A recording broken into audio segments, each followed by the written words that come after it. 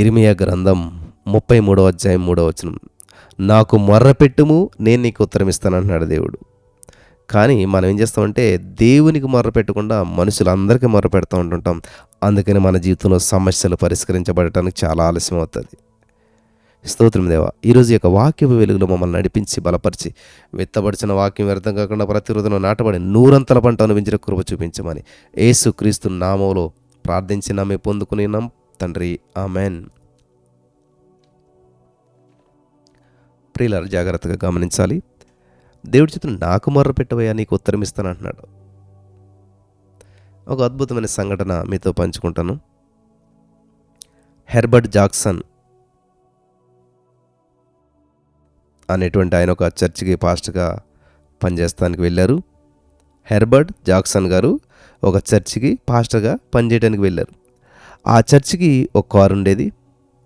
ఆ కారుకు సెల్ఫ్ లేదు, ఉంది కానీ పనిచేయట్లేదు. మరి ఆ కారు స్టార్ట్ అవ్వాలంటే నలుగురు కలిసి నెట్టితేనే కానీ స్టార్ట్ అయ్యేది కాదు. జాక్సన్ గారు ఏం చేశారంటే ఒక ప్లాన్ ఆలోచించారు. దగ్గరలో ఉన్న స్కూల్కి వెళ్ళి 4-5 విద్యార్థులను పిలిచి కారు నెట్టమని కోరేవారు. వారు చేసినటువంటి సహాయానికి ఆ విద్యార్థులను కారులో ఎక్కించుకొని మైదానంలో 2-3 రౌండ్లు కొట్టేవాడు. ఇది జరుగుతున్నటువంటి విషయం. తర్వాత ఏం చేస్తాడంటే ఆయన వాళ్ళు వెళ్ళిపోయాక వాళ్ళని డ్రాప్ చేసి ఆల్రెడీ ఇంజిన్ స్టార్ట్ అయిపోయింది కాబట్టి ఈ కారుని ఎత్తైన ప్రదేశానికి తీసుకుని వెళ్ళేవాడు. దానిని అక్కడ పార్క్ చేసేవాడు. బ్రేకులు వదలగానే ఆ ఎత్తైన ప్రదేశం నుంచి కారు కిందకు వచ్చేసేటువంటిది. అలా వస్తున్నప్పుడు అప్పుడు గేర్ వేయటం వల్ల ఏమైందంటే కారు స్టార్ట్ అయిపోయేది. అదే ఇంజిన్ మరి స్టార్ట్ అయ్యేదనమాట.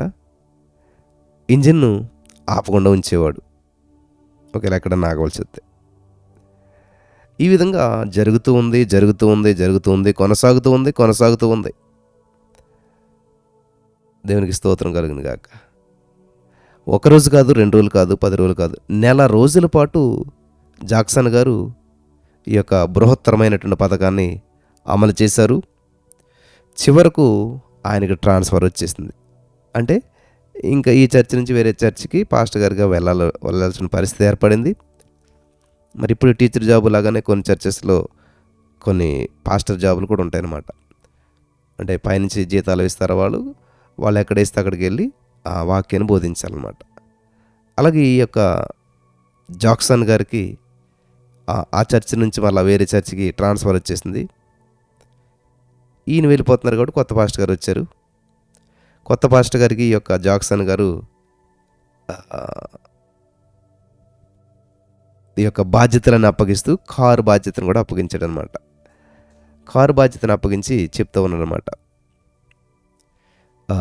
ఇదిగోండి నేను చేసిన ఏర్పాట్లన్నీ వివరిస్తూ ఉన్నాడు.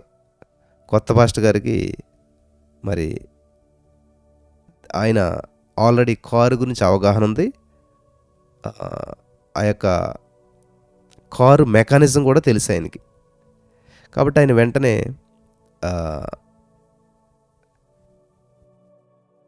ఈ జాక్సన్ గారు చెప్పిన విషయాలన్నీ విన్నాడు. ఇదిగోనండి, ఈ కారులో ఈ లోపం ఉంది, ఇది కారు స్టార్ట్ అవ్వదు, కాబట్టి ఇలాగా ముందు మీరు ఎత్తైన ప్రదేశానికి పెట్టుకోవాలి, అక్కడ నుంచి బ్రేక్, ఇదంతా కూడా చెప్తూ వచ్చాడు. అవునా అని చెప్పి ఈ కొత్తగా వచ్చినటువంటి పాస్టర్ గారు ఏం చేశాడంటే వెంటనే హుడ్ ఎత్తేసి చూశాడు. ఆ ఇంజిన్ను పరిశీలన చేయడానికి డోర్ ఓపెన్ చేశాడు. చూస్తే ఎక్కడ లోపం ఉందా ఏంటి అని చెప్పి ఆయన సెట్ చేశాడు. ఆ ఇంజిన్కి ఒక కేబుల్, ఒక వైర్ ఏదైతే ఉందో అది కనెక్షను లూజ్గా ఉందంతే, ఉన్నది కానీ లూజ్గా ఉంది. ఆ లూజ్గా ఉండటం గమనించాడు ఆయన. ఓహో, ఆ కేబుల్ని ఏం చేశాడంటే లోపలికి నెట్టి పైన ఉన్నటువంటి స్క్రూని బిగించాడు. ఆ కేబుల్ని బాగా పైకి నెట్టి ఆ పైన ఉన్న స్క్రూని టర్నర్ స్క్రూతోటి లేకపోతే రెంచ్తోటి మంచిగా టైట్ చేసి బిగించాడు. అలా బిగించిన వెంటనే ఒకసారి లోపలికి వచ్చి కీ తిప్పాడు ఆయన. కీ తిప్పగానే ఆ సెల్ఫ్ లాగ్గానే కారు ఇంజిన్ స్టార్ట్ అయిపోయింది. నెల రోజుల పాటు జాక్సన్ గారు అనవసరం లేనటువంటి శ్రమ పడ్డాడు. ఇంజిన్లో ఉన్నటువంటి శక్తి ఎప్పుడు కూడా సిద్ధంగా ఉంది. కేవలం కనెక్షన్ లూజ్గా ఉండటం వల్ల శక్తి వినియోగంలోనికి రాలేదు. కనెక్షన్ లూజ్గా ఉండటం వల్ల ఆ శక్తి అంతా కూడా వినియోగంలోకి రాలేదు. బ్యాటరీ పవర్ఫుల్గా ఉంది, ఇంజిన్ బాగుంది, అన్నీ బాగున్నాయి. కానీ జస్ట్ చిన్న లూజ్ కనెక్షన్ ఉంది అంతే. అందువల్లనే అదంతా కూడా అలా జరిగింది. ఈరోజు నా ప్రియమైనటువంటి సహోదరి స్నేహితులరా, ఇందులో ఏముందనుకుంటున్నారా? ఇందులో మన జీవితంలో నేర్చుకోదగినటువంటి పాఠం చాలా ఉంది. మనం కూడా ప్రభు శక్తిని ఎల్లప్పుడూ కూడా మనకు అందుబాటులో ఉన్నా కానీ మనం ఆ శక్తిని వినియోగించుకోవట్లేదు. ఎందుకంటే ప్రార్థన అనేటువంటి మన కేబుల్ ఆ శక్తి తాకుటలేదు. ప్రార్థన అనేటువంటి మన కేబుల్ ఆ శక్తి తాకట్లేదు. మనం ఎప్పుడైతే ప్రార్థిస్తామో వెంటనే ఆ దైవికమైనటువంటి శక్తి మనకు ఉపయోగపడుతుంది. మన ప్రార్థన లూజ్ కనెక్షన్గా ఉండరాదు ప్రియులారా. మన యొక్క స్తుతి లూజ్ కనెక్షన్గా ఉండరాదు. మన యొక్క విశ్వాసం లూజ్ కనెక్షన్గా ఉండరాదు. మన యొక్క ఆసక్తి లూజ్ కనెక్షన్ లాగా ఉండకూడదు.